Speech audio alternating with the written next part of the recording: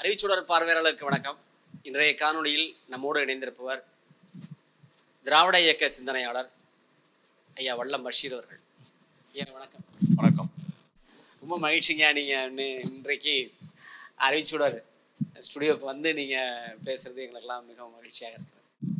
ரொம்ப மகிழ்ச்சி. அறிவுச்சுடர் திராவிட இயக்கத்தினுடைய கொள்கை கோட்பாடுகளை பட்டி தொட்டி எங்கும் கொண்டு சேர்ப்பதற்கு இப்போது இருக்கக்கூடிய சமூக வலைதளத்தை முழுமையாக பயன்படுத்தி கொண்டு தந்தை பெரியார் பேரறிஞர் அண்ணாவினுடைய லட்சியங்களை வென்றெடுப்பதற்காக தொடர்ந்து முயற்சியில் ஈடுபட்டு வருகிற அறிவுச்சுடரினுடைய நிர்வாக குழுவுக்கு, குறிப்பாக நெறியாளராகவும் ஆசிரியராகவும் இருந்து கடமையாற்றுகிற ஐயா அவர்களுக்கு என்னுடைய மனம் நிறைந்த வாழ்த்துக்கள். இன்றைய சூழலில் 3 கட்ட தேர்தல்கள் முடிஞ்சு தொடர்ந்து பிரச்சாரம் நடந்து கொண்டு வருகிறது. வடநாட்டில் பல்வேறு பகுதிகளில் பாஜகவினர் தோல்வி சந்தித்து வருகிறார்கள். அது அவர்களுக்கும் தெரிந்து விட்டது. மோடியே அஞ்சி அவருடைய பேச்சில், அவருடைய முகத்தில் தோல்வியினுடைய அந்த பயம் தெரிகிறது என்றுதான் நாம் சொல்ல வேண்டும். காங்கிரசினுடைய முகமாக இன்று திகழக்கூடிய திரு ராகுல் காந்தி, அதே போல பிரியங்கா காந்தி, இவருடைய பேச்சு வெகுஜன மக்களை பெருவாரியாக ஈர்த்திருப்பது மட்டுமல்லாமல் இந்தியா முழுமைக்கும் அவருடைய பேச்சு எல்லோருடையும் சென்று சேர்கிறது. இன்றைக்கு உத்தரப்பிரதேசத்தில் பிரியங்கா அம்மையார் பேசிய பேச்சு, இப்போ நான் உங்கள்கிட்ட வந்து கேட்க விரும்புகிறதே, பிரியங்கா காந்தியினுடைய பேச்சு எந்த அளவுக்கு தாக்கத்தை ஏற்படுத்தியிருக்கிறது என்று நீங்கள் கருதுகிறீர்கள்? உத்தரப்பிரதேச அரசியலை பொறுத்தவரையில பாரதிய ஜனதா கட்சிக்கு எப்போதும் ஏறுமுகம்தான், அதுதான் வெற்றிக்கான முதல் களம் என்று எண்ணிக்கொண்டுதான் பாரதிய ஜனதா கட்சி 80 இடங்களில் குறைந்தபட்சம் 65 70 இடங்களை கைப்பற்றிவிட முடியும் என்கின்ற நம்பிக்கையில் இந்த ராமர் கோயில் விவகாரம், அந்த ராமர் கோயிலுடைய திறப்பு நடந்ததற்கு பிறகு பாரதிய ஜனதா கட்சியினுடைய வாக்கு வங்கி கணிசமாக உயர்ந்திருக்கிறது என்று அவர்கள் கருதினார்கள். உண்மையிலேயே ராமர் கோயில் திறப்புக்கு முன்பு இருந்த சூழலை விட ராமர் கோயில் திறந்ததற்கு பிறகான சூழல் என்பது பாரதிய ஜனதா கட்சிக்கு எதிராக மாறி இருக்கிறது என்பதை கள நிலவரங்கள் உணர்த்தி கொண்டே இருக்கின்றன. காரணம், ராகுல் காந்தி அவர்கள் பேசிய மிக முக்கியமான செய்தி ஒன்று இந்தியா முழுமைக்கும் சென்று சேர்ந்திருக்கிறது என்றுதான் நான் புரிந்து கொள்கிறேன். ராமர் கோயில் திறந்ததற்கு பிறகு ராகுல் காந்தி அவர்கள் பஞ்சாப் மாநிலத்தினுடைய பொதுக்கூட்டம் ஒன்றில் பேசுகிற போது சொன்னார், இந்த ராமர் கோயில் திறப்பு என்பது இந்துக்களுக்கான கோயிலா அல்லது கார்பரேட்டுகளுக்கான கோயிலா? சினிமா நடிகர்கள், உச்ச நட்சத்திரங்கள், பெரும் கோடீஸ்வரர்கள், பெரும் பணக்காரர்கள், இவர்களை மட்டுமே அழைத்து வந்து இந்த கோயிலை திறந்திருக்கிறீர்களே, ஏழை எளிய இந்துக்களுக்கான கோயிலாக இது இல்லையா என்று அவர் எழுப்பிய கேள்வி ஒட்டுமொத்த இந்து மக்களினுடைய உள்ளங்களை உலுக்கி இருக்கிறது என்றுதான் நான் புரிந்து கொள்கிறேன். அதிலிருந்தே பாரதிய ஜனதா கட்சிக்கு ஒரு மிகப்பெரிய பின்னடைவு இந்த ராமர் கோயில் விவகாரத்தில் ஏற்பட்டது. அது உத்தரப்பிரதேச தேர்தலிலும் எதிரொலித்துக் கொண்டே இருக்கிறது. இதையெல்லாம் விட மோடி 10 ஆண்டு காலம் பிரதமராக இருந்திருக்கிறார். உலக நாடுகள் மோடியை கண்டு அஞ்சுகிறது, மோடியை கண்டு நடுங்குகிறது என்றெல்லாம் இப்போது பாரதிய ஜனதா கட்சியினர் பேசிக்கொண்டே இருக்கிறார்கள். அப்படியெல்லாம் வானளாவ அதிகாரத்தை குவித்து வைத்திருந்த மோடி, உலக நாடுகளை அச்சுறுத்துகிற அளவுக்கு தன்னை ஒரு தலைவராக தகவமைத்துக் கொண்ட மோடி, காங்கிரஸ் கட்சியினுடைய பிரதான தலைவர்களை கண்டு அஞ்சினால் ஆச்சரியப்படுவதற்கு ஒன்றுமில்லை. ஒருவேளை ராகுலை எதிர்கொள்ள முடியாமல் அவர் தடுமாறினார் என்று சொன்னால் அதிலே ஒரு நியாயம் இருக்கிறது. காரணம், ராகுல் காந்தி தான் இந்தியா கூட்டணியினுடைய பிரதமர் வேட்பாளராக அறிவிக்கப்பட போகிறார் என்று ஆருடங்கள் கணிக்கப்பட்டு கொண்டிருக்கின்றன. 10 பேர் கொண்ட பிரதமர் பட்டியலை நீங்கள் தயாரித்து பார்த்தால் இந்தியா கூட்டணியிலே அதில் முதல் 3ஆம் இடத்தில் அல்லது முதல் 3 இடங்களுக்குள் ஒரு இடத்தில் ராகுல் காந்தி இடம்பெறுவதற்கான எல்லா வாய்ப்புகளும் இருக்கிறது. எனவே அவர் தன்னை எதிர்க்கக்கூடிய வல்லமை பொருந்தி இருக்கிற தலைவர் என்று நினைத்து மோடி அஞ்சினால் அதில் ஒரு நியாயம் இருக்கிறது. ஆனால் நாடாளுமன்ற உறுப்பினர் பொறுப்புக்கு கூட போட்டியிடாத பிரியங்கா காந்தி அம்மையாரை பார்த்து இவர் ஏன் பயப்படுகிறார் என்று கேட்டால், பிரியங்கா காந்தி இந்திரா காந்தி அம்மையாரினுடைய அணுகுமுறையை கையில் எடுத்து அணுகி கொண்டிருக்கிறார் என்று ஊடகங்கள் இன்றைக்கு பேசிக் கொண்டிருக்கிற செய்தியை நாம் கவனத்தில் கொண்டு பார்க்க வேண்டியிருக்கிறது. இன்னொரு புறம் ராஜ்காட் தொகுதியிலே ரஜபுத்திரர்களினுடைய உணர்வுகளை காலில் போட்டு மிதித்துவிட்டு ரஜபுத்திரர்கள் வீட்டு பெண்களை அவமானப்படுத்துகிற வகையில் பேசிய ஒருவரை நாடாளுமன்ற உறுப்பினராக போட்டியிடுகிற களத்தில் நிறுத்தி இருக்கிறார்கள். ராஜ்காட் தொகுதி என்பது ரஜபுத்திரர்களுடைய பாரம்பரிய தொகுதிகளில் ஒன்று. அந்த தொகுதியில் கொண்டு வந்து இவர்களுடைய எதிர்ப்பை பதிவு செய்திருக்கக்கூடிய, இவர்களை எதிர்க்கக்கூடிய ஒரு வேட்பாளரை களத்தில் இறக்குகிறார்கள். அந்த களம் என்பது ஒட்டுமொத்தமாக பாரதிய ஜனதா கட்சிக்கு எதிராக மாறுகிறது. இதுவரை பாரதிய ஜனதா கட்சியை பொறுத்தவரையில என்றைக்கு மோடி தன்னை குஜராத் மாடல் என்று அறிவித்துக் கொண்டு தன்னை குஜராத்தில் இருந்து ஒரு தலைவராக உருவெடுக்கிற அத்தனை ஆற்றலையும் பெற்றிருக்கிறார் என்று இவர் என்றைக்கு துவங்கினாரோ அந்த பயணத்தை, அன்றிலிருந்து இன்று வரை ரஜபுத்திரர்கள் மோடிக்கு நிபந்தனையற்ற ஆதரவை தந்திருக்கிறார்கள் என்பதை களத்தில் நாம் பார்த்திருக்கிறோம். ஆனால் அவர்கள் இன்றைக்கு எதிர்நிலைப்பாட்டை எடுத்திருக்கக்கூடிய ஒரு சூழலில் 22 கோடி வாக்காளர்கள் 11 மாநிலங்களில் ரஜபுத்திரர்களுடைய சமூகத்தினுடைய வாக்காளர்களாக இருக்கிறார்கள் என்பதை நாம் கவனத்தில் கொண்டு பார்க்க வேண்டும். மேற்கு உத்தரப்பிரதேசத்திலிருந்து மத்திய உத்தரப்பிரதேசம் வரை இருக்கக்கூடிய ஏறக்குறைய 23 தொகுதிகளில் இருந்து 30 தொகுதிகள் வரை வெற்றி தோல்வியை நிர்ணயிக்கக்கூடிய வாக்குகள் என்பது ரஜபுத்திரர்களுடைய வாக்குகளாக இருக்கிறது. அந்த ரஜபுத்திரர்கள் சமாஜ் என்று சொல்லப்படுகிற ரஜபுத்திரர்களுடைய அமைப்பாக இருக்கக்கூடிய அந்த அமைப்பினுடைய தலைவர் பெருமக்கள் எல்லாம் இன்றைக்கு பிரியங்கா காந்தியினுடைய அந்த தேர்தல் பிரச்சார பயணத்தில் பங்கெடுத்ததனுடைய விளைவு ஆயிரக்கணக்கான மக்கள் கூடினார்கள். பிரியங்கா காந்திக்கு கூடிய கூட்டத்தில் 1/3 பகுதி கூட்டம் கூட மோடிக்கு கூடவில்லை என்பதுதான் மோடிக்கு இப்போது இருக்கக்கூடிய அச்ச உணர்வு. இன்னொன்று, 3 தினங்களுக்கு முன்பு பிரதான ஆங்கில ஏடு ஒன்றுக்கு ஒரு நேர்காணலை தருகிறார். ஹெலிகாப்டரிலிருந்து பிரச்சாரத்துக்கு இறங்கி வருகிறார் பிரியங்கா காந்தி. அப்போது சொல்கிறார், ரேபரேலி தொகுதியிலே உங்களுடைய சகோதரர் ராகுல் காந்தி அவர்கள் போட்டியிடுகிறார். ரேபரேலி தொகுதி உங்களுக்கு சாதகமாக இருக்கக்கூடிய தொகுதி, பாரம்பரியமாக நீங்கள் வெற்றி பெற்றிருக்கக்கூடிய தொகுதி, காங்கிரசுக்கு எப்போதும் கை கொடுக்கக்கூடிய தொகுதி. அந்த தொகுதியிலே அவருடைய வேட்புமனுவை நிராகரிக்க வேண்டும், அவர் வெளிநாட்டினுடைய பிரஜை என்று சொல்லி ஏற்கனவே அவர் பேசிய ஆதாரங்களை எல்லாம் தேர்தல் ஆணையத்தில் ஒப்படைத்திருக்கிறார்களே, அப்படி ஒருவேளை நிராகரித்தால் நீங்கள் என்ன செய்ய போகிறீர்கள் என்கிற கேள்வியை அந்த ஊடகவியலாளர் எழுப்புகிற போது பிரியங்கா காந்தி அம்மையாருக்கு எந்த விதமான சஞ்சலமோ அல்லது சங்கடமோ இல்லாமல் நேர்த்தியாக அவர் ஒரு பதிலை சொன்னார். என்னுடைய சகோதரருடைய நாடாளுமன்ற உறுப்பினர் பொறுப்பை பறித்தார்கள், அவர் குடியிருந்த இல்லத்தை பறித்தார்கள். இதையெல்லாம் விட கூடுதலாக அவருடைய அரசியல் எதிர்காலமே கேள்விக்குறியாகிறது என்கிற அளவிற்கு இந்தியாவில் ஒரு அரசியல் சூழலை கட்டி எழுப்பினார்கள். அவற்றையெல்லாம் தகர்த்து விட்டு இன்றைக்கு மீண்டும் அதே நாடாளுமன்றத்திற்கு வந்திருக்கிறார். மீண்டும் அதே வயநாடு தொகுதியில் போட்டியிட்டிருக்கிறார். மீண்டும் அதே வெற்றியை இன்னும் கூடுதலான வாக்குகள் வித்தியாசத்தில் பெறப்போகிறார். எனவே நாங்கள் அது குறித்தெல்லாம் கவலைப்பட போவதில்லை. பாரதிய ஜனதா கட்சியை அப்புறப்படுத்துகிற களத்தில் முன்பை விட வேகமாக களத்தில் நிற்கிறோம் என்று பிரியங்கா காந்தி அம்மையார் பேசினார். இது ஒன்று மட்டுமல்ல செய்தி, மாறாக இன்னொரு செய்தியையும் அவர் பேசினார் 10 நாட்களுக்கு முன்பாக இதே உத்தரப்பிரதேசத்தில் அவர் என்ன பேசினார் என்கிற செய்தி தான் இந்தியாவை அவரை நோக்கி திரும்பி பார்க்க வைத்த செய்தி.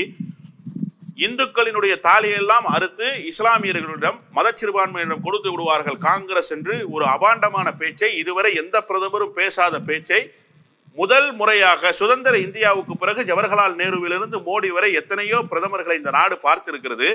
மோடி போன்ற ஒரு பிரதமரை, இந்த நாடை பிளவுபடுத்த வேண்டும், இந்த நாட்டை துண்டாட வேண்டும் என்று நினைக்கிற பிரதமரை இதுவரை நாடு பார்த்ததில்லை. அப்படி ஒரு பிரதமர் பேசினார். அவருக்கு என்ன பதில் சொன்னார் என்று கேட்டால், சோனியா காந்தி அம்மையார் பதில் சொல்லவில்லை, பிரதான எதிர்க்கட்சிகள் பதில் சொல்லவில்லை, அல்லது எதிர்க்கட்சிகள் சொன்ன கருத்தெல்லாம் மக்களிடத்தில் போய் சேரவில்லை. நாங்கள் இந்துக்களினுடைய தாலியை அறுப்போம் என்று எந்த இடத்திலும் சொல்லவும் இல்லை, அதை செய்யவும் இல்லை. மாறாக ஹரியானாவிலிருந்து புறப்பட்டு வந்து பஞ்சாபிலிருந்து புறப்பட்டு ஹரியானா வழியாக வந்திருக்கக்கூடிய விவசாயிகள் 600 பேரை படுகொலை செய்து 600 விவசாய குடும்பத்தினுடைய தாலியை அறுத்த பெருமை பிரதமரைத்தான் சாரும் என்று சொன்னார். அந்த கருத்து தான் போய் சேர்ந்தது. கருத்தை கருத்தால் வெல்லக்கூடியவராக பிரியங்கா காந்தி இருக்கிறார். பிரியங்கா காந்தியினுடைய பேச்சு, பிரியங்கா காந்தி இன்றைக்கு எடுத்திருக்கிற பிரச்சார முயற்சிகள், இவையெல்லாம் உத்தரப்பிரதேசத்தில் இந்தியா கூட்டணிக்கும் காங்கிரஸ் கட்சிக்கும் ஒரு மிகப்பெரிய பலத்தை தேடி தந்திருக்கிறது. எனவேதான் மோடி அச்ச உணர்வோடு பிரியங்கா காந்தி அணுகுகிறார்.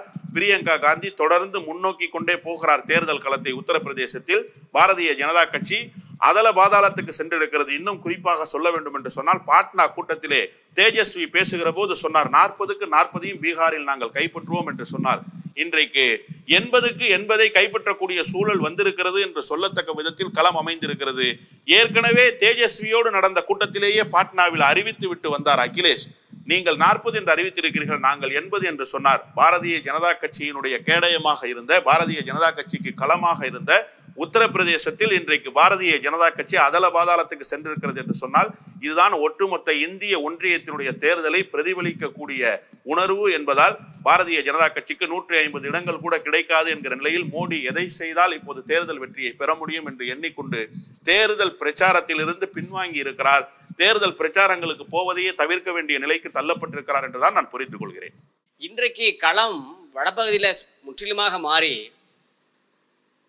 ஊடகங்களுடைய கவனமும் இன்றைக்கு ராகுல் பக்கம் திரும்பி இருக்கிறது, இந்தியா கூட்டணி பக்கம் திரும்பி இருக்கிறது. அவர்களும் நிலைமையை உணர்ந்திருக்கிறார்கள் என்றே கருத வேண்டியிருக்குது. இந்த சூழ்நிலையில் ராகுல் காந்தியினுடைய பேச்சினுடைய ஈர்ப்பு, அதனுடைய தாக்கம் பற்றி உங்களுடைய பார்வை? ராகுல் காந்தியினுடைய தேர்தல் வியூகம் ஒட்டுமொத்த இந்தியாவை அரவணைக்கக்கூடிய தேர்தல் வியூகமாக அமைந்திருக்கிறது என்பதுதான் கள யதார்த்தம். மோடி பிளவுபடுத்துகிற சக்தியாக இன்றைக்கு மாறி இருக்கிறார். இந்தியாவை துண்டாட நினைக்கிறார்.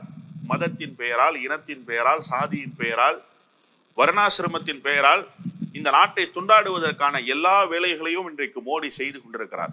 உண்மையிலேயே மோடிக்கு இந்த நாட்டின் மீது அக்கறை இருக்கும் என்று சொன்னால் இவர்கள் தேசபக்தி பாடத்தை நம்மை நோக்கி நடத்தி கொண்டிருந்தார்கள் என்பதை நாம் பார்த்தோம். ஆனால் இப்போது நிலைமை என்னவென்று கேட்டால், இந்த தேச விரோத சக்திகள் எல்லோரும் சேர்ந்து கொண்டு இந்த நாட்டினுடைய பன்முகத்தன்மையை சிதைக்க வேண்டிய வேலையை செய்து கொண்டிருக்கிறார்கள். அதை தேர்தல் பிரச்சாரத்திலேயே முன்னெடுக்கிறார்கள். ஆனால் இப்போது உண்மையிலேயே களத்தை ராகுல் மாற்றி இருக்கிறார் என்று நான் புரிந்து கொள்கிறேன். எப்படி ராகுல் மாற்றி இருக்கிறார் என்று கேட்டால், செக்யூலரிசம் என்கிற வார்த்தையே பிரையாம்பிளில் இருந்து நீக்கப்படும் என்று அறிவித்தவர்கள் இவர்கள். அதை நாடாளுமன்றத்திலேயே பேசியவர்கள் இவர்கள். அதற்கான விவாதத்திலேயே திராவிட முன்னேற்ற கழகத்தினுடைய மாநிலங்களவைக்கு தலைமை தாங்கி இருக்கக்கூடிய அண்ணன் திருச்சி சிவா போன்றவர்கள் எல்லாம் கடுமையான எதிர்ப்பை பதிவு செய்ததை நாடாளுமன்றம் பதிவு செய்திருக்கிறது. அப்படியெல்லாம் பேசியவர்கள் 2 நாட்களுக்கு முன்பு இந்தியாவினுடைய ஒன்றிய அமைச்சராக இருக்கக்கூடிய பாரதிய ஜனதா கட்சியினுடைய மிக மூத்த தலைவராக இருக்கக்கூடிய ராஜ்நாத் சிங் சொல்கிறார், நாங்கள் செக்யூலரிசம் என்கிற வார்த்தையை, மதச்சார்பின்மை என்கிற வார்த்தையை எப்போதும் எடுப்போம் என்று பேசியதில்லை, இனிமேலும் பேசப்போவதில்லை என்று சொல்கிறார். இவர்களுடைய உயிர் கொள்கை என்பது இந்த மதச்சார்பின்மைக்கு ஆபத்து விளைவிக்க வேண்டியதுதான். ஏனென்று சொன்னால் 3 களத்துக்காகத்தான் இவர்கள் இந்த இயக்கத்தை நடத்தி கொண்டிருக்கிறார்கள் என்பதை நாடறியும். ஒன்று, ராமர் கோயிலை கட்டி முடிக்க வேண்டும். இன்னொன்று, புது சிவில் சட்டத்தை அமல்படுத்திட வேண்டும். 3ஆவதாக காஷ்மீருக்கு தரப்பட்டிருக்கிற சிறப்பு அந்தஸ்தை ரத்து செய்ய வேண்டும். இவை 3ஐயும் நிறைவேற்றி விட்டார்கள். ஆனால் இவை 3ஐயும் நிறைவேற்றியவர்களால் இப்போது 4வது செயல்பாடாக அல்லது 4வது உறுதிமொழியை தரக்கூடிய ஒரு செயலாக அவர்கள் வைத்திருந்தது இந்த இந்தியாவினுடைய பன்முகத்தன்மையை சிதைக்கக்கூடிய செக்யூலரிசம் என்கிற வார்த்தையை அரசியலமைப்பு சட்டத்திலிருந்தே நீக்க வேண்டும், அரசியலமைப்பு சட்டத்தையே திருத்தி அமைக்க வேண்டும் என்று பேசியவர்கள் இவர்கள். ஆனால் இப்போது ராகுல் காந்தி இவர்களுடைய அரசியலமைப்பு சட்டத்தை திருத்தக்கூடிய நடவடிக்கையை மக்களிடத்தில் அம்பலப்படுத்தியதனுடைய விளைவு இவர்கள் இப்போது வாக்குறுதியை மக்களுக்கு தருகிற நிலைமைக்கு உருவாகி இருக்கிறார்கள். குடியரசுத் தலைவருடைய உரைக்கு நன்றி தெரிவித்துவிட்டு நாடாளுமன்றத்தில் பேசுகிற போது என்ன சொன்னார் மோடி? 400 இடங்களில் நாங்கள் வெற்றி பெறப் போகிறோம் என்று சொன்னார். அப்போது கர்நாடக மாநிலத்திலே இப்போது நடைபெற்றிருக்கக்கூடிய இந்த பாலியல் குற்றச்சாட்டுகள் எல்லாம் அப்போது இல்லை. அரவிந்த் கெஜ்ரிவால் அப்போது கைது செய்யப்படவில்லை. அப்போது ஹேமந்த் சோரனுடைய கட்சி இப்படி ஒரு நிலைப்பாட்டை எடுக்கும் என்று யாருக்கும் தெரியாது. இதைவிட கூடுதலாக ஹரியானாவிலே இப்போது களம் மாறி இருக்கிறதே, இந்த களம் மாறும் என்றும் அப்போது தெரியாது. அதையெல்லாம் தெரியாமலே தான் மோடி 400 இடங்களில் வெற்றி பெறுவோம் என்று சொன்னார். அப்போது சொல்லிவிட்டு சொன்னார், 400 இடங்களில் வெற்றி பெறுவது மட்டுமல்ல, எதிர்கட்சிகளே இல்லாத இடமாக இந்த நாடாளுமன்றம் அமைய பெறும் என்று சொன்னார். பேரறிஞர் அண்ணா அவர்கள் தான் அழகாக சொல்வார், opposition party is shadow government என்று சொல்வார். ஒரு அரசை வழிதவறுகிற போது அல்லது வழிமாறுகிற போது சீர்தூக்கி செப்பனிட்டு அந்த அரசை இயக்குகிற பொறுப்பு யாருக்கு இருக்கிறது என்று கேட்டால் எதிர்கட்சிகளுக்கு இருக்கிறது.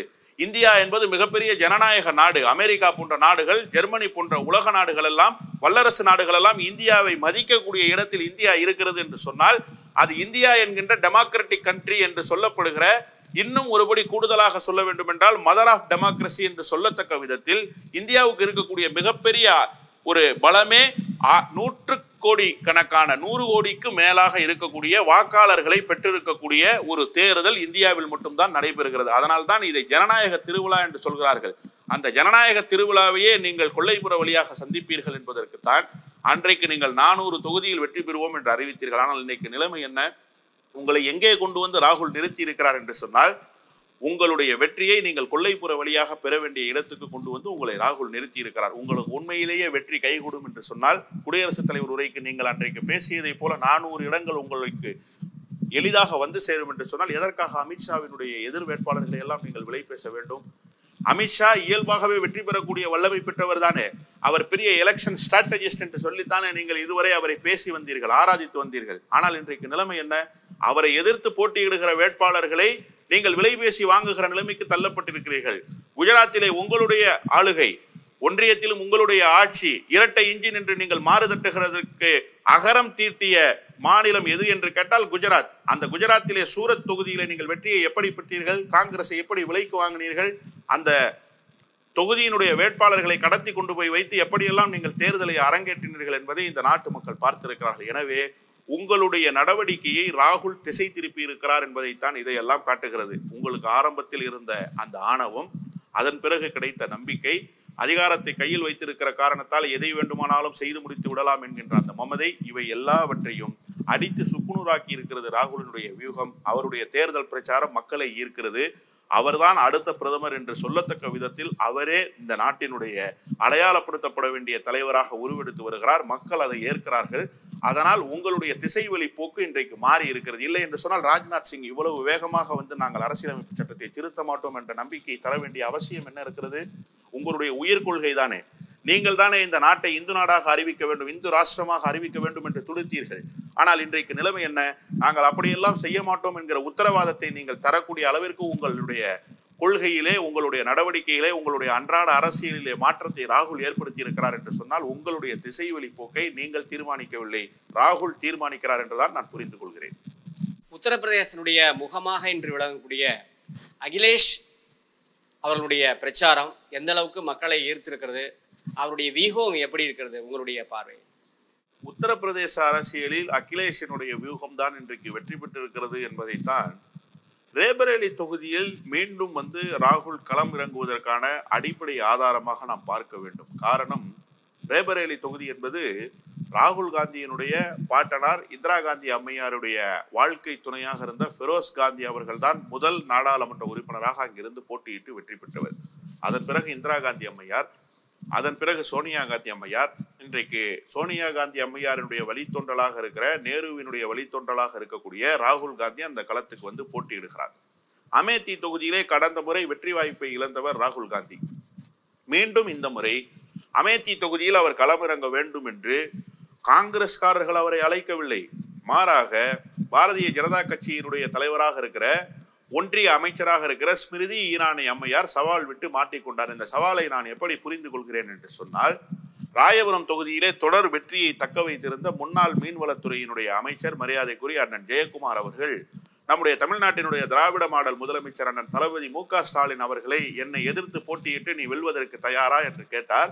அண்ணன் மு.க. ஸ்டாலின், நான் அந்த களத்தில் நின்று வெல்ல வேண்டும் என்கிற அவசியம் இல்லை, மாறாக என்னுடைய கட்சியினுடைய எளிய தொண்டனை அனுப்பி உன்னை நான் வெற்றி கொள்கிறேன் என்று சொல்லிவிட்டு, ஐ ட்ரீம்ஸ் மூர்த்தி அதற்கு முன்பு யாருக்குமே தெரியாது, அவர் திராவிட முன்னேற்ற கழகத்தில் பரிச்சயமான நபராக இருந்திருக்கலாம், பொது மக்களுக்கோ அல்லது பொது சமூகத்துக்கோ அவர் அடையாளப்படுத்தப்பட்ட நபரா என்று கேட்டால் இல்லை. அப்படிப்பட்ட ஒருவரை அனுப்பி ராயபுரத்தில் இன்றைக்கு வெற்றியை தக்க வைத்துக் கொண்டது மட்டுமல்ல, வெற்றி வாகையை சூடியது மட்டுமல்ல, இன்றைக்கு ஜெயக்குமாரினுடைய அரசியல் எதிர்காலத்தை கேள்விக்குறியாக்குகிற வேலையை முதலமைச்சர் செய்திருக்கிறார், ஜனநாயக வழியில் செய்திருக்கிறார். அதே வேலையை தான் இப்போது என்றைக்கு அவர் தமிழ்நாட்டினுடைய தேர்தல் பிரச்சார களத்தில் பேசுகிற போது என்னுடைய அண்ணன் ஸ்டாலின், நான் உங்களை மட்டும்தான் அண்ணன் என்று அழைக்கிறேன் என்று சொன்னாரே, அந்த அண்ணனுடைய வழியில் தம்பி ராகுல் காந்தி இன்றைக்கு அதே நிலைப்பாட்டை எடுத்திருக்கிறார். அமேத்தி தொகுதியில் அவர் போட்டியிடவில்லை, அவரை அழைத்தார் அந்த அம்மையார் ஸ்மிருதி ஈரானி அவர்கள், ஆனால் அவர் போட்டியிடவில்லை. அவருடைய கட்சியின் சார்பில் ஒரு தொண்டரை நிறுத்திவிட்டு தன்னுடைய பாரம்பரிய குடும்பத்தினுடைய தொகுதியாக இருக்கக்கூடிய ரேபரேலி தொகுதிக்கு இன்றைக்கு வந்திருக்கிறார் என்று சொன்னால், உத்தரப்பிரதேசத்தினுடைய களத்தை தயார் செய்திருக்கக்கூடிய பெருமை அகிலேஷுக்குத்தான் உண்டு என்றுதான் நாம் புரிந்து கொள்ள வேண்டும். காரணம் என்னவென்று கேட்டால், கடந்த முறை பாரதிய ஜனதா கட்சி வெற்றி பெற்ற இடங்களில் எல்லாம் ஆம் ஆத்மி கட்சிக்கு கணிசமான வாக்குகள் இருந்தது. 10,000 15,000 வாக்குகளை அவர்கள் பெற்றார்கள். அதற்கு அடுத்த கட்டமாக சமாஜ்வாதி கட்சியினுடைய வாக்குகள் ஒருமுகப்படுத்தப்படாமல் இருந்தது. இன்னும் கூடுதலாக சொல்ல வேண்டும் என்று சொன்னால், காங்கிரஸ் கட்சியும் சமாஜ்வாதி கட்சியும் ஒன்றாக இணையாத சூழலில் இந்த வாக்கு வித்தியாசங்களை எல்லாம் முழுமையாக பயன்படுத்தி கொண்டு சொற்பமான வாக்குகளில் தான் பெருவாரியான இடங்களில் உத்தரப்பிரதேசம் வெற்றி பெற்றது. இப்போது நடைபெற்று முடிந்த மத்திய பிரதேச தேர்தலில் கூட உத்தரப்பிரதேச மத்திய பிரதேச எல்லைகளில் 15 தொகுதிகளில் பெரும்பாரியான வாக்குகளை வைத்திருக்கக்கூடிய கட்சி சமாஜ்வாதி கட்சிக்கு வாக்குகளை பெறக்கூடிய ஒரு முகாந்திரம் இருந்தும் அவர்களுக்கு போதுமான இடங்களை காங்கிரஸ் தரவில்லை என்கிற காரணத்தால் தான் 40க்கும் மேற்பட்ட இடங்களில் மத்திய பிரதேசத்தில் தோல்வியை தழுவ வேண்டிய நிலைக்கு காங்கிரஸ் கடந்து வந்தது. இந்த முறை சூழல் அப்படி அல்ல. சட்டமன்ற தேர்தலில் பெற்ற படிப்பினையை காங்கிரஸ் கட்சி இப்போது பயன்படுத்த துவங்கி இருக்கிறது. எனவே அகிலேஷ் தான் அங்கே ஆட்ட நாயகனாக இருக்கிறார். அகிலேஷ் பெருவாரியான தொகுதிகளை வெற்றி பெறுவதற்கான வியூகங்களை வகுத்திருக்கிறார். அவருடைய வியூகத்தின் அடிப்படையில் தான் இப்போது உத்தரப்பிரதேசத்தில் இந்தியா கூட்டணி முன்னோக்கி செல்கிறது. அவருக்கு ஈடு கொடுக்க முடியாமல் யோகி ஆதித்யநாத் தடுமாறுகிறார் என்பதைத்தான் நாம் களத்தில் புரிந்து கொள்ள முடிகிறது. ஏனென்று சொன்னால் அகிலேஷுக்கு திரண்டு வருகிற கூட்டம், அகிலேஷனுடைய பேச்சுக்கு இருக்கக்கூடிய வரவேற்பு யோகி ஆதித்யநாத்துக்கு இல்லை. மேலே மோடியும் பிரியங்கா காந்தியும் எப்படி தேர்தல் பிரச்சாரத்தை நேர் எதிர் முகாம்களில் கையாளுகிற போது பிரியங்கா காந்திக்கு இருக்கிற வரவேற்பு மோடிக்கு இல்லையோ, அதே போல மாநில அரசியலில் அகிலேஷுக்கு இருக்கக்கூடிய வரவேற்பு யோகி ஆதித்யநாத்துக்கு இல்லை. இந்த ஒரு வரவேற்பு எதை உணர்த்துகிறது என்று சொன்னால், அடுத்த களம் தயாராகிறது. அடுத்த களத்தில் வெற்றியினுடைய நாயகனாக முதலமைச்சராக அகிலேஷ் தான் வரப்போகிறார் என்பதைத்தான் உத்தரப்பிரதேச தேர்தல் களம் உணர்த்தி கொண்டிருக்கிறது. பீகாரில் ஏற்கனவே இந்தியா கூட்டணிக்கு கூடிய கூட்டம், அந்த பரபரப்பான கூட்டம், லட்சக்கணக்கான அளவில் மக்கள் திரண்ட கூட்டம்.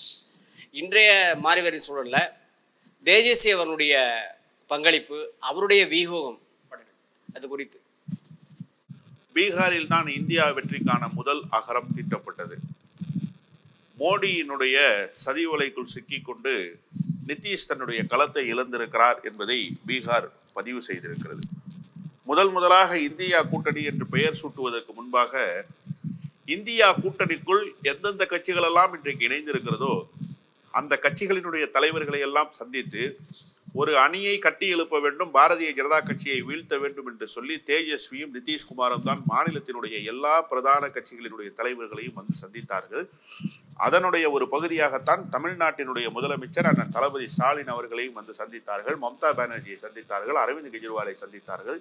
இப்படி களத்தை தயார் செய்த இரட்டையர்களில் ஒருவர் இன்றைக்கு எப்படி டெல்லியினுடைய முதலமைச்சர் அரவிந்த் கெஜ்ரிவால் சிறை கொட்டடியில் பூட்டப்பட்டிருக்கிறாரோ, ஹேமந்த் சோரன் ஜார்க்கண்டினுடைய முதலமைச்சராக இருந்தவர் எப்படி சிறை கொட்டடியில் பூட்டப்பட்டிருக்கிறாரோ, அதுபோல நாமும் சிறை கொட்டடியில் பூட்டப்பட்டு விடுவோமோ என்கிற அச்ச உணர்வோடு கடைசி நேரத்தில் இந்த இந்தியா கூட்டணிக்கு முகம் தந்ததற்கு பிறகு, முகவரி தந்ததற்கு பிறகு, தன்னை ஒரு இந்தியா கூட்டணியினுடைய முன்னணி தலைவராக வைத்து இந்த கூட்டணியை நகர்த்த வேண்டிய இடத்தில் இருந்த நிதிஷ் அவசர கதியிலே அதிமுக பாரதிய ஜனதா கட்சியினுடைய கூட்டணியில் போய் இணைந்தார். பாரதிய ஜனதா கட்சியால் தான் நிதிஷ்குமாருக்கு இப்படி ஒரு அவல நிலை ஏற்பட்டது. ஏனென்று சொன்னால், பாரதிய ஜனதா கட்சிக்கு நிதிஷ்குமார் ஒதுக்கிய இடங்களில் போட்டியிட்ட பாரதிய ஜனதா கட்சி பாதி தொகுதியிலும் மீதி இருக்கக்கூடிய தொகுதியில் நிதிஷ்குமாரும் போட்டியிடுகிற நிலைமைக்கு கொண்டு வந்து நிறுத்தினார்கள். அது மட்டுமல்ல, நிதிஷ்குமார் போட்டியிட்ட இடங்களில் எல்லாம் பாரதிய ஜனதா கட்சியினுடைய ஏற்பாட்டின் பேரில் தான் ராம்விலாஸ் பாஸ்வானினுடைய மகனார் எல்லா இடங்களிலும் வேட்பாளர்களை களத்தில் நிறுத்தி இன்றைக்கு முழு பெரும்பான்மை கிடைக்க முடியாமல் போயிருக்கிறது நிதிஷ்குமாருக்கு என்று சொன்னால், அதற்கான தேர்தல் பணியை உள்ளிருந்து கொண்டே உள்ளடி வேலை செய்தவர்கள் பாரதிய ஜனதா கட்சியினர். இதையெல்லாம் நன்கு அறிந்தவர் தான் நிதிஷ். இதையெல்லாம் கடந்து இப்போது பாரதிய ஜனதா கட்சி ஒதுக்குகிற இடங்களில் போட்டியிடுகிற அளவிற்கு தன்னுடைய கட்சியினுடைய நிலைமையை மாற்றிய அதே பாரதிய ஜனதா கட்சியோடு, கிராமப்புறங்களிலே சொல்வார்களே, ஆடு கசாப்பு கரைக்காரனை நம்பித்தான் செல்லும் என்று சொல்லக்கூடிய விதத்தில் இன்றைக்கு யார் தன்னை அளித்தார்களோ, எந்த கட்சி தன்னுடைய கட்சியை இல்லாமல் செய்து செல்லரிக்க செய்ததோ அந்த கட்சியோட கூட்டணி வைத்துக் கொள்ள வேண்டிய அவல நிலைக்கு அவர் தள்ளப்பட்டதற்கு பின்பு நிதிஷ்குமாரினுடைய அரசியல் பீகாரில் எடுபடாமல் போனது. மக்களினுடைய அவநம்பிக்கையை பெறக்கூடிய அளவிற்கு அந்த கட்சிக்கு மீதான நம்பிக்கை என்பது முற்றிலுமாக சிதைந்து போயிருக்கிறது என்பதை கலை யதார்த்தத்தில் நாம் உணர்ந்து கொள்கிறோம். ஆனால் தேஜஸ்வி திடமாக இருக்கிறார். அவருடைய கூட்டணியினுடைய ஆட்சிதான். உள்ளபடியே சொல்ல வேண்டும் என்று சொன்னால், நிதிஷுக்கு இருக்கிற இடங்களை விட கூடுதலான இடங்கள் ராஷ்டிரிய ஜனதாதளுக்கு இருக்கிறது, ஆர்ஜேடிக்கு இருக்கிறது. ஆனால் அவர்கள் சபலப்படவில்லை, சஞ்சலப்படவில்லை. இந்த நாடு பாதுகாக்கப்பட வேண்டும் என்பதில் தன்னுடைய தந்தையார் லாலு பிரசாத் யாதவ் எப்படி சமூக நீதியின் பக்கம் நின்று களமாடினாரோ, அதே மாதிரியே ஒரு களத்தை தயார் செய்து கொண்டு தன்னை ஒரு எமர்ஜிங் ஃபோர்ஸாக அந்த மாநிலத்தில் வடிவமைத்துக் கொண்டவர் தான் தேஜஸ்வி அவர்கள். இப்போது தேஜஸ்வி தான் முதலில் இந்தியா கூட்டணியினுடைய வெற்றியை வெளிப்படையாக அறிவித்தவர். வேறு எந்த மாநிலத்திலும் அப்படிப்பட்ட அறிவிப்புகள் இல்லை. உதாரணமாக சொல்ல வேண்டும் என்று சொன்னால், தமிழ்நாட்டில் 30, பாண்டிச்சேரியில் 1 என சேர்த்து தமிழ்நாடு புதுச்சேரி 40 தொகுதியும் வெல்லப்போவது இந்தியா கூட்டணி தான். ஆனால் முதலமைச்சர்கள் பட்டவர்த்தனமாக அறிவித்தாரா என்று கேட்டால், நிச்சயமாக அவர் எந்த அறிவிப்பையும் 40க்கு 40 என்று தேர்தலுக்கு முன்பாக அறிவிக்கவில்லை. மாறாக தேஜஸ்வி நடத்திய பாட்னாவினுடைய கூட்டத்தில் தான் முதல் அறிவிப்பு, இந்தியா கூட்டணியினுடைய வெற்றி அறிவிப்பு அறிவிக்கப்பட்டது. அங்கேதான் அவர் சொன்னார், 40 இடங்களிலும் வெற்றி வாகையை சூடி இந்தியா கூட்டணி மகத்தான வெற்றியை இந்த மாநிலத்தில் பதிவு செய்யும் என்று முதலாக அறிவித்தவர் தேஜஸ்வி.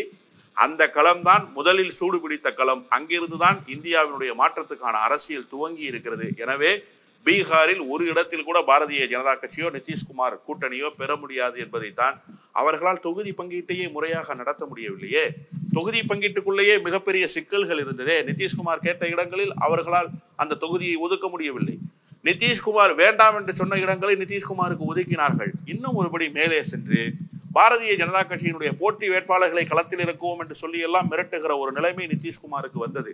அப்படிப்பட்ட நிலையில் அவர்களால் சுமூகமாக தொகுதி பங்கீட்டையே நடத்த முடியாமல் இருந்த நேரத்தில் மிகச்சிறப்பாக தொகுதி பங்கீட்டை நடத்தி முடித்தவர் தேஜஸ்வி, களத்தை முன்கூட்டியே தயார் செய்தவர் தேஜஸ்வி. எனவே பீகாரில் மகத்தான வெற்றியை இந்தியா கூட்டணி பெறப்போகிறது என்பதற்கு முதல் வெற்றி பதிவை அவர்தான் செய்தார் என்பதுதான் இன்றைக்கு இருக்கக்கூடிய வரலாற்று செய்தி. எனவே தமிழ்நாடு போல பாண்டிச்சேரியை சேர்த்து உள்ளடக்கி 40 போல 40க்கு 40 பெறப்போகிற 40க்கு 40 பெறப்போகிற பீகாரினுடைய வெற்றிக்கு தேஜஸ்வி தான் நாயகனாக இருந்து களமாடி இருக்கிறார். டெல்லி முதலமைச்சர் கெஜ்ரிவால் அவரை ஈடு கைது செய்து சிறையில் வச்சதுக்கு பிற்பாடு அவங்களுடைய துணைவியார் பெரிய அளவுக்கு டெல்லியில் பிரச்சாரம் பண்ணுறாங்க. இது பொதுமக்களிலே எந்த அளவுக்கு ரீச் ஆயிருக்குன்னு நீங்க நினைக்கிறீங்க? ஜார்க்கண்ட் முதலமைச்சர் ஹேமந்த் சோரனுடைய கைது நடவடிக்கைக்கும் டெல்லியினுடைய முதலமைச்சர் அரவிந்த் கெஜ்ரிவால் அவர்களுடைய கைது நடவடிக்கைக்கும் பின்னால் இந்தியா கூட்டணியினுடைய தலைவர்களை தேர்தல் பிரச்சார களத்தில் முந்தி நிற்க விடாமல் தடுத்து விட வேண்டும் என்கின்ற வியூகத்தை தான் பாரதிய ஜனதா கட்சி கையிலே எடுத்தது. அதிலும் குறிப்பாக இந்த இரு தலைவர்களைப் போலவே மற்ற தலைவர்களும் ஊழல் கரை பிடித்த தலைவர்கள்.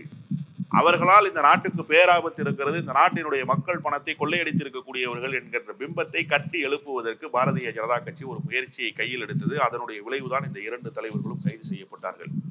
சுதந்திர இந்தியாவில் ஒரு முதலமைச்சர் தலைமறைவாகி போனார் என்கின்ற அறிவிப்பை இதுவரை எந்த அரசும் வெளியிடவில்லை, எந்த அரசினுடைய நிறுவனமும் வெளியிடவில்லை. ஆனால் அமலாக்கத்துறை என்று சொல்லப்படுகிற என்ஃபோர்ஸ்மெண்ட் டைரக்டரேட் ஒரு மாநிலத்தினுடைய முதலமைச்சர் எங்கிருக்கிறார் என்றே தெரியவில்லை, அவரை தேடிக் கொண்டிருக்கிறோம் என்று சொல்கிற அவல நிலையை இவர்கள் ஏற்படுத்தினார்கள். ஆனால் உண்மையான நிலைமை என்ன? ஜார்க்கண்ட் பவனம் என்று சொல்லப்படுகிற டெல்லியில் இருக்கக்கூடிய ஜார்க்கண்ட் மாநில அரசுக்கு சொந்தமான கட்டிடத்தில் அவர் தங்கியிருந்தார். அவர் இந்த தேதியில் நான் ஆஜராகிறேன் என்று சொல்லி 28ஆம் தேதி 30ஆம் தேதி ஆஜராவதாக சொல்லி அமலாக்கத்துறைக்கு தன்னுடைய வழக்கறிஞர் மூலமாக கடிதம் அனுப்பியிருக்கிறார். அவர் ஓய்வுக்கு சென்றிருக்கிறார். தேர்தல் களம் குறித்த ஆலோசனை கூட்டத்திலே இருக்கிறார். அது தெரிந்தும் அவரை தேடப்படுகிற குற்றவாளி என்று சொல்வதை போல நாங்கள் தேடிக்கொண்டிருக்கிறோம், அவர் ஊரிலே இல்லை என்கிற அறிவிப்பை வெளியிட்டார்கள். இதற்கு பின்னால் என்ன அரசியல் இருக்கிறது? நிச்சயமாக அந்த தலைவருக்கு இருக்கக்கூடிய உயரம், இந்தியா கூட்டணிக்கு இருக்கக்கூடிய மக்கள் நம்பிக்கை, இவற்றை சிதைக்க வேண்டும். ஒரு முதலமைச்சரே தப்பி ஓடுகிறாரா வழக்கை கண்டு? தவறு செய்திருப்பதால் தப்பி ஓடுகிறார் என்று மக்கள் பேச வேண்டும் என்பதற்காக அவர்கள் அந்த கைது நடவடிக்கையை முன்னெடுத்தார்கள். ஆனால் அரவிந்த் கெஜ்ரிவால் விவகாரத்திலே அவர்கள் எந்த முயற்சியை கையில் எடுத்தார்களோ அது அவர்களுக்கே பின்விளைவாக முடிந்தது. அரவிந்த் கெஜ்ரிவால் விவகாரத்தில் இதற்கு முன்பாக என்ன செய்தார்கள்? சஞ்சய் சிங்கை கைது செய்தார்கள். வழக்கு ட்ரையலுக்கு வந்ததா? வரல. அதற்கு முன்பாக யாரை கைது செய்தார்கள்? ஆம் ஆத்மி கட்சியினுடைய முன்னணி தலைவராக இருக்கிற துணை முதலமைச்சராக இருந்த மணீஷ் சிசோடியாவை கைது செய்தார்கள். மணீஷ் சிசோடியா வழக்கில் இவர்களால் போதுமான ஆதாரங்களை நீதிமன்றத்தில் தர முடிந்ததா? இல்லையே. 6 முறை அவகாசம் தந்தது அமலாக்கத்துறை. அமலாக்கத்துறைக்கு நீதிமன்றம் 6 முறை அவகாசம் தந்தது. 6 முறையும் இவர்களால் ஆவணங்களை சமர்ப்பிக்க முடியவில்லை. உண்மையிலேயே உங்களிடத்தில் ஆவணம் இருக்கிறதா இல்லையா என்கிற கேள்வியை நீதிமன்றம் கேட்கக்கூடிய நிலைக்கு அமலாக்கத்துறை அம்பலப்பட்டு போனது நீதிமன்றத்திலே. இப்படியெல்லாம் ஒரு நெருக்கடி வந்ததற்கு பிறகும் நீங்கள் அரவிந்த் கெஜ்ரிவாலை இந்த மது கொள்கைகள் வகுக்கப்பட்ட வழக்கிலே நீங்கள் கைது செய்திருக்கிறீர்கள். இதுவரை குற்றப்பத்திரிகை தாக்கல் செய்வதற்கான எந்த முயற்சியிலாவது நீங்கள் ஈடுபட்டீர்களா? இதற்கு முன்பாக இதே வழக்கிலேயே கைது செய்யப்பட்ட ஒருவர், அவர்தான் 2வது குற்றவாளியாக சேர்க்கப்பட்டார். அவர் சேர்க்கப்படுகிற போது அவர் அரவிந்த் கெஜ்ரிவாலுடைய பெயரை தன்னுடைய முதல் விசாரணையில் எந்த இடத்திலும் பதிவு செய்யவில்லை. மாறாக செப்டம்பர் மாதம் கைது செய்யப்பட்டவருக்கு மார்ச் மாதம் பிணை வேண்டும் என்று யார் சமர்ப்பிக்கிறார்கள் ஆவணங்களை? நீதிமன்றத்தில் கைது செய்யப்பட்ட குற்றவாளியோ அவரது வழக்கறிஞர்களோ சமர்ப்பிக்கவில்லை. அவருக்கு மருத்துவ ஓய்வு தர வேண்டும், மருத்துவ விடுப்பு தேவைப்படுகிறது, எனவே மருத்துவ பிணை தர வேண்டும் என்று சொல்லி அமலாக்கத்துறையை அவரை வெளியில் அனுப்புகிறது. வெளியில் அனுப்பியதற்கு பின்பு ஏப்ரல் மாதத்தில் அவர் விடுதலையாகிறார். மீண்டும் ஜூன் மாதத்திலே அவர் ஒரு அறிக்கையை தருகிறார். அரவிந்த் கெஜ்ரிவாலுக்குத்தான் நான் பணத்தை தந்தேன் என்று சொல்கிறார். அமலாக்கத்துறையினுடைய வேலை எங்க வரணும்னா, விரோதமாக பொருளாதார ரீதியாக சேர்க்கப்பட்டிருக்கிற பணம், அவற்றை சேர்த்து வைத்ததற்கான ட்ரையல் இருக்கணும். இல்லை என்று சொன்னால் பொது பணத்தில் அந்த பணத்தை கலந்ததற்கான மெர்ஜிங் பாயிண்ட் என்ன இருக்குன்னு சொல்லணும். இந்த மெர்ஜிங் பாயிண்டை அவர்கள் சொல்லலை. சட்டத்துக்கு விரோதமாக சேர்க்கப்பட்ட பணம் குறித்த ஆவணங்களும் சமர்ப்பிக்கப்படலை. இப்ப எந்த இடத்திலிருந்து பணத்தை பெற்றார் அரவிந்த் கெஜ்ரிவால் என்று நீங்கள் அரவிந்த் கெஜ்ரிவாலை கைது செய்தீர்கள். இன்னொரு புறத்திலே அரவிந்த் கெஜ்ரிவாலுக்கு நீரிழிவு நோய் இருக்கிறது, அவருக்கு சர்க்கரை நோய் இருக்கிறது, அவருடைய சர்க்கரை சீராக இல்லை, அவர் ஒரு டயாபெட்டிக் பேஷண்ட். எனவே அவர் 2 பொருட்களை கூடவே வைத்துக் கொள்ள வேண்டும் என்று நீதிமன்ற உத்தரவுகள் பிறப்பிக்கப்பட்டிருக்கின்றன. ஒன்று அவருக்கு தரப்பட வேண்டிய இன்சுலின், இன்னொன்று அவருடைய சுகர் லெவல் கம்மியாயிடுச்சுன்னா வாழைப்பழம் ஒன்று தரணும்னு சொல்லி நீதிமன்ற உத்தரவு. ஆனால் இன்சுலினையும் தர மறுத்து அவருக்கு வாழைப்பழமும் தர மறுத்ததனுடைய விளைவாக அவருக்கு மயக்கம் ஏற்பட்டது. ஆனால் இந்த அமலாக்கத்துறை நீதிமன்றத்தினுடைய படியேறி என்ன சொன்னார்கள்? அவர் மருத்துவ பிணை கேட்க வேண்டும் என்பதற்காக தன்னுடைய உடலையே வருத்தி கொள்கிறார் என்று சொன்னார்கள். அரவிந்த் கெஜ்ரிவால் போன்ற தலைவர்களுக்கு அப்படி என்ன நிலைமை வந்தது? அதிசி அவருடைய உடல்நிலை குறித்து நீதிமன்றம் தந்த தகவல்களை, நீதிமன்றம் தந்த உத்தரவுகளை பத்திரிகையாளர்கள் மத்தியிலே வெளியிட்டார. இதுவரை பதில் சொன்னதா ஒன்றிய அரசு? இதுவரை பதில் சொன்னதா அமலாக்கத்துறை? பதில் சொல்லவே இல்லை. இன்னும் ஒருபடி கூடுதலாக அவருடைய துணைவியார் சிறைக்கு சென்று அவரை சந்திக்க வேண்டும் என்று சொன்னார். சிறையிலே அவரை சந்தித்து விட்டு தேர்தல் குறித்த ஆலோசனைகளை மேற்கொள்ள வேண்டும் என்று சொன்னார். ஆனால் அவரை அனுமதிக்க மறுத்தார்கள்.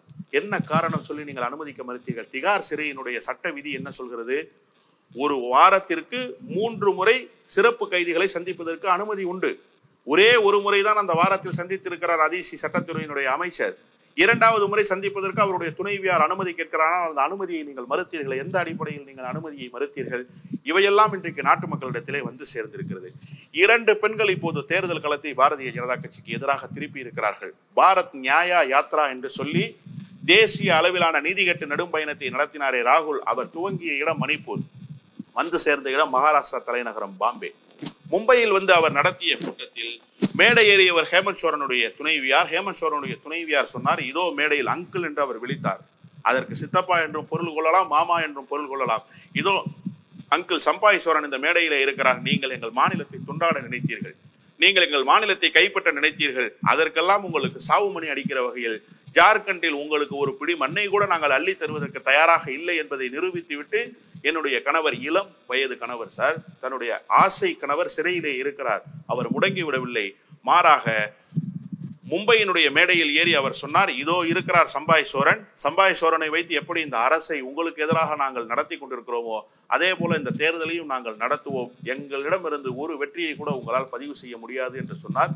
இப்போது தேர்தல் களத்தை சுற்றி வந்து ஆம் ஆத்மி கட்சியினுடைய வெற்றிக்கு முழு வடிவத்தை தந்திருக்கிறார் அரவிந்த் கெஜ்ரிவாலுடைய மனைவி என்று சொன்னால் நீங்கள் யாரை வேண்டுமானாலும் முடக்கலாம். ஆனால் ஜனநாயக நாட்டில் ஒரு பேரியக்கத்தினுடைய நடவடிக்கையை உங்களால் எப்போதும் முடக்க முடியாது என்பதற்கு இந்த 2 பெண்மணிகளும் இந்தியாவில் வந்திருக்கக்கூடிய தேர்தல் பிரச்சார களத்திலிருந்து பாரதிய ஜனதா கட்சிக்கு உணர்த்தி கொண்டிருக்கிறார்கள்.